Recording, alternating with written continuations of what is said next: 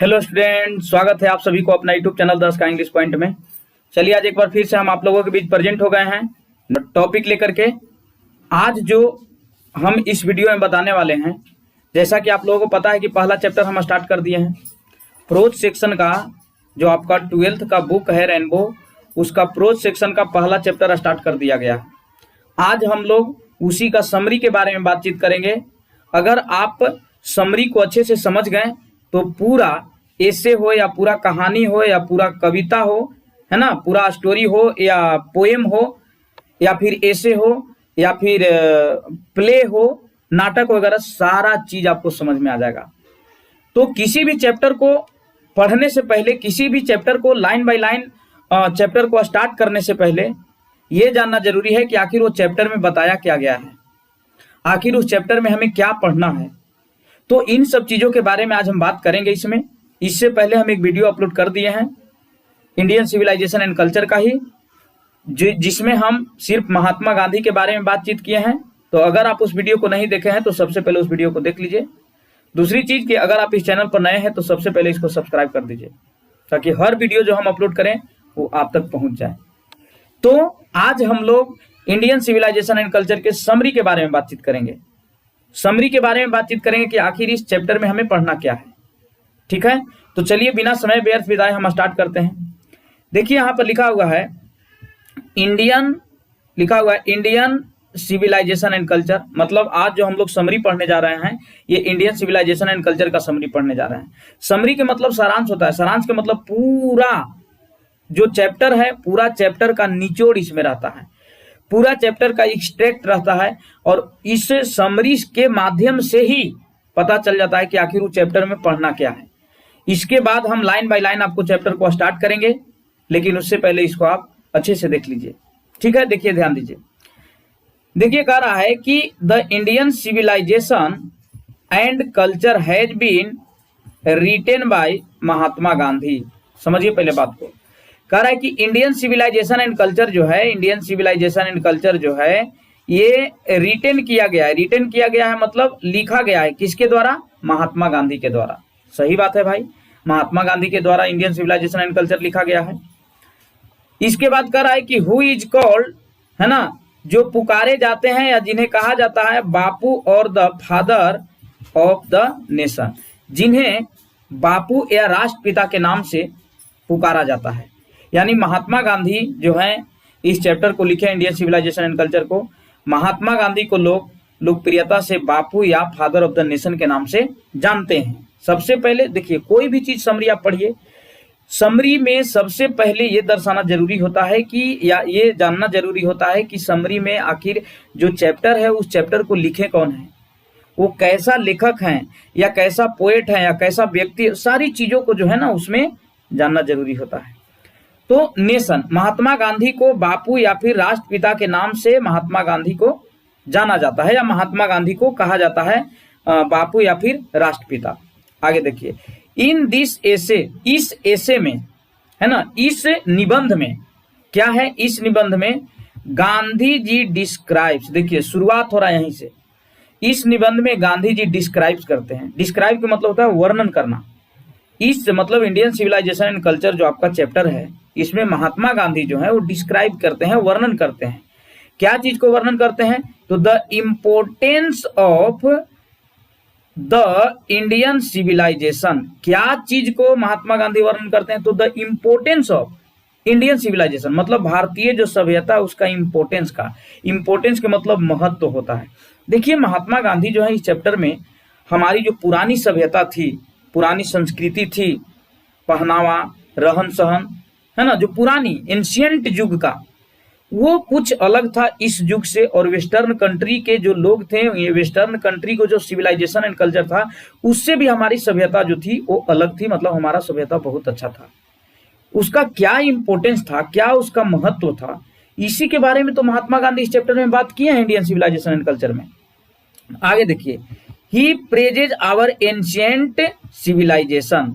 महात्मा गांधी जो हैं, ही प्रेजेज मतलब वह प्रशंसा करते हैं आवर एंशियंट सिविलाइजेशन, हमारी पुरानी सभ्यता को। क्यों न करेंगे भाई, अरे करना ही पड़ेगा, क्योंकि हमारी जो पुरानी सभ्यता जो थी वो बहुत ही अच्छी थी।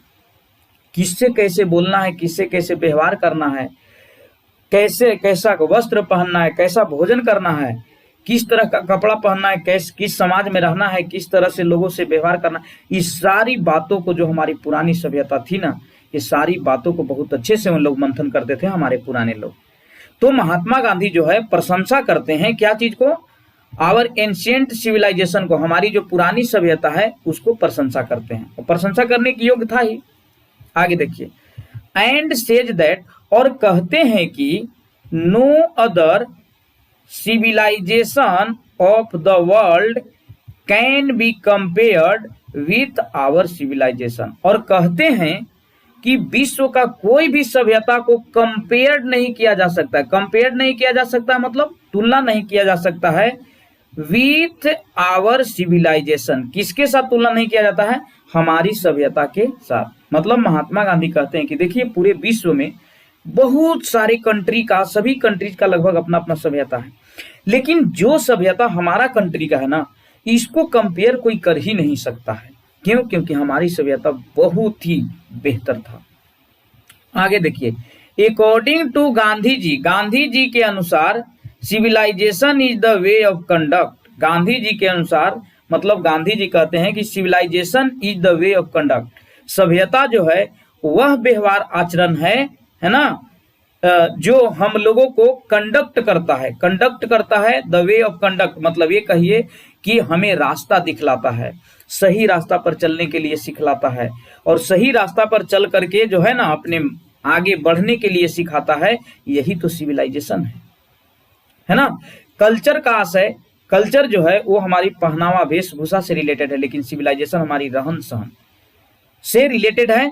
तो वही कह रहे हैं कि जो सभ्यता है वो हम लोगों को पथ प्रदर्शन करता है, हम लोगों को रास्ता दिखलाता है कि हमें किस ओर बढ़ना चाहिए, हमें क्या करना चाहिए, मतलब हम इंसान हैं तो हमें क्या करना है। ठीक है, इसके बाद आगे देखो कह रहा है कि इट गाइड्स, यह गाइड करता है, गाइड के मतलब ध्यान रखता है, as to do our duty, यह हम लोगों को मतलब जो सभ्यता है यह हम लोगों को अपना कर्तव्य करने के लिए बताता है, कर्तव्य करने के लिए सिखाता है। कौन? तो सिविलाइजेशन। और कल्चर जो है वो हमें वस्त्र पहनने के लिए सिखाता है कि हमें किस तरह का वस्त्र पहनना चाहिए। आगे देखो भाई, इट ऑल्सो टीचेज अस, यह पढ़ाता भी है, बताता भी है, द लेसन ऑफ मोरलिटी, नैतिकता के पाठ भी पढ़ाता है, नैतिकता के हमारे अंदर नैतिकता कैसी होनी चाहिए, जब हम बड़ों के पास गए तो बड़ों से हमें कैसे व्यवहार करना चाहिए, हमसे जो छोटे हैं उनसे कैसे व्यवहार करना चाहिए, इन सभी चीजों को दर्शाने का काम जो है हमारे सिविलाइजेशन और संस्कृति, हमारा पहनावा को दर्शाता है। सिविलाइजेशन कहता है कि मतलब सही पथ पर चलें और अपनी नैतिकता के अंदर में ही रह करके कोई काम करें, ये हमारी सभ्यता सिखाती है। आगे देखिए, he says that our civilisation is the most ancient and strongest of all the civilisations in the world. वाह क्या बात है। महात्मा गांधी कहते हैं कि ही सेज दैट, वह कहते हैं कि our civilisation is the most ancient, हमारी सभ्यता सबसे पुरानी सभ्यता है, एंड स्ट्रॉन्गेस्ट और सबसे मजबूत भी है, of all the civilisations in the world, विश्व में जितने भी सभी सभ्यताएं हैं उन सभी सभ्यताओं से जो हमारी सभ्यता है वो सबसे एंशिएंट है और सबसे स्ट्रॉन्गेस्ट है। क्यों नहीं कहेंगे भाई, अरे कहने की योग्य था ही हमारी पुरानी सभ्यता, मतलब हमारी पुरानी सभ्यता का नकल अदर कंट्री के लोग करते थे, इस तरह का हमारा सभ्यता था, इस तरह के हमारे लोग थे, इस तरह के लोग हमारे श्रेणी समाज की श्रेणी में जीते थे, इस तरह का वस्त्र पहनते थे। आज भले ही हम लोग मॉडर्न युग में जी रहे हैं, लेकिन पहले युग में ऐसा नहीं था।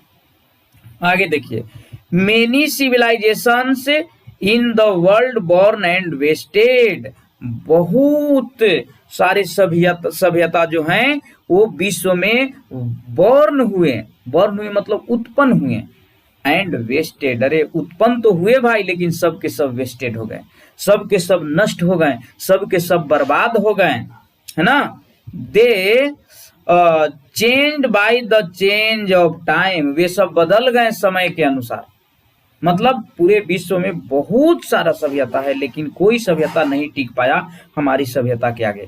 सबकी सभ्यता जो है धीरे धीरे परिवर्तित हो गया, लेकिन हमारी सभ्यता बरकरार रहा बहुत लंबे समय तक। आगे देखो, गांधी जी सेज दैट, गांधी जी कहते हैं कि western civilization is inferior to the Indian civilization. Gandhi ji का कहना है कि जो हमारी पुरानी सभ्यता थी उससे जो वेस्टर्न सिविलाइजेशन था वो इंफीरियर था। इंफीरियर का मतलब कम महत्वपूर्ण, या इंफीरियर का मतलब छोटा कह लीजिए। मतलब जो वेस्टर्न कंट्री की सभ्यता थी, जो पश्चिमी देश की जो सभ्यताएं थी, वो हमारी देश की सभ्यता से इंफीरियर थी, मतलब छोटा थी, या ये कहीं की कम महत्वपूर्ण थी। ये महात्मा गांधी कहते हैं, वो कहने के योग्य था ये।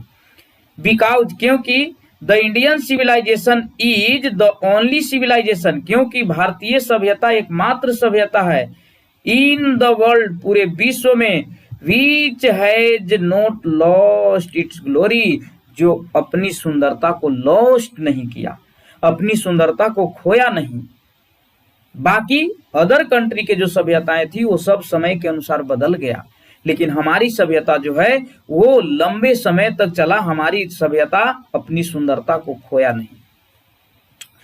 आगे देखो, कह रहा है कि he says that our mind is a restless bird. Mahatma Gandhi यह भी कहते हैं कि हम लोगों को जो माइंड है, हम लोगों का जो दिमाग है, वो एक बेचैन पक्षी की तरह है। The more it gets the more it wants, जितना अधिक यह पाता है उतना ही अधिक चाहता है।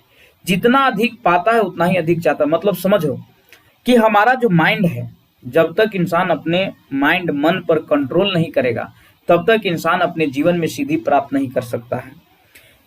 मन क्या है? मन है कि अगर हम मन को थोड़ा सा बढ़ावा दे दें तो मन जो है और हमें लीन में डुबा देता है, मतलब और हमें जो है ना वैसी चीजों में जो है ना हम लोगों को लीन कर देता है।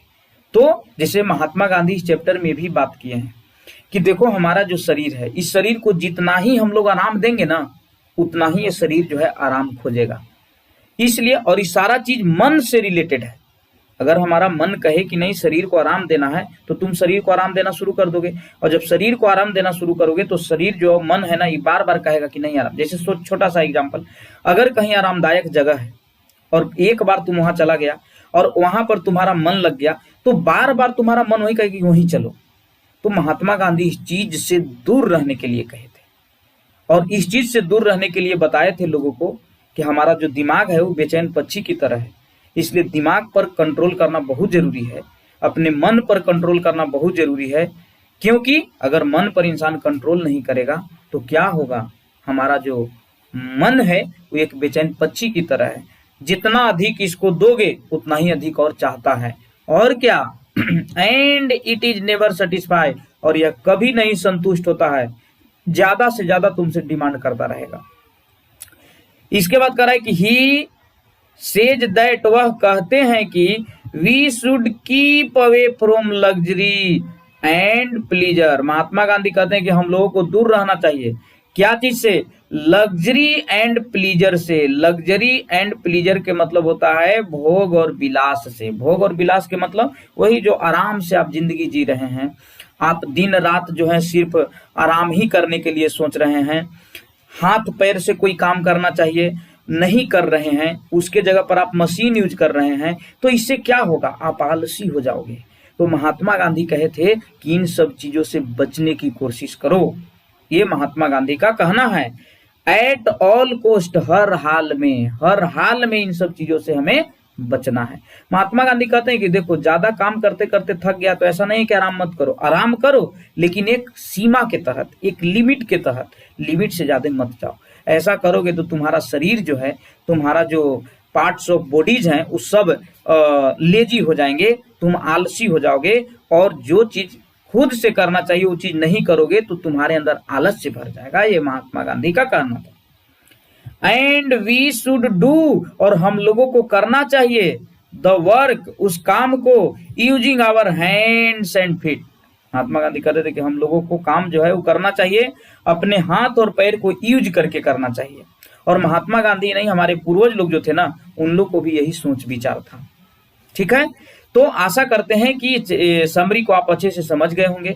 मतलब इन सभी समरीज में जो है, इन सारे चैप्टर्स में इंडियन सिविलाइजेशन एंड कल्चर जो चैप्टर है उस चैप्टर में महात्मा गांधी हमारी पुरानी सभ्यता को हाईलाइट किए हैं और हमारी पुरानी सभ्यता का कंपेयर वेस्टर्न कंट्री की सभ्यता से किए हैं।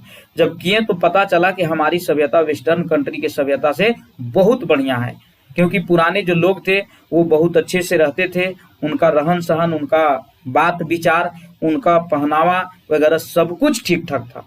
भले ही आज हम लोग उस चीज को भूल गए हैं, लेकिन पहले के लोग बहुत ही अच्छे ढंग से पुरानी सभ्यता के अंदर में रह करके सेटिस्फाइड रहते थे।